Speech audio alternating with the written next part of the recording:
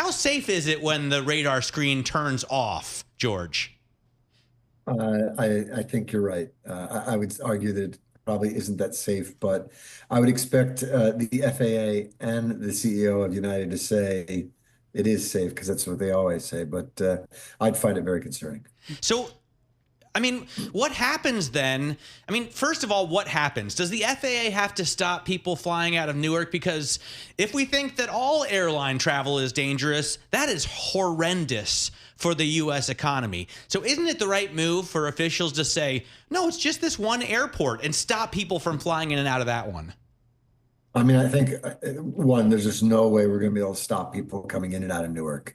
Um, and just to make sure we understand what the outage is. The outage is for aircraft sort of arriving into the Newark area, Hmm. not so much the air traffic control going, directly landing at Newark. And so is that a little bit better? I think it is. I think you have more time to react. Clearly, the FAA has to get better systems in place. Uh, Part of the backstory here is they moved the control of this approach and departure from Newark from a control center in New York out in Long Island to Philadelphia because New York is pretty overworked. They've got LaGuardia, they've got Kennedy.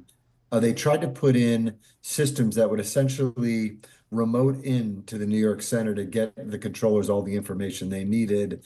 And they thought they had redundant systems in place, and clearly they didn't.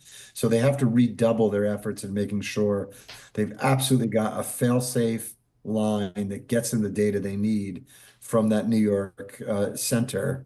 And then I think, part of that is that some of the employees were, very stressed out about the experience and they've gone on leave and that's put them at a shortage. So I think it's temporary at Newark. Newark is a challenging airport, as you know.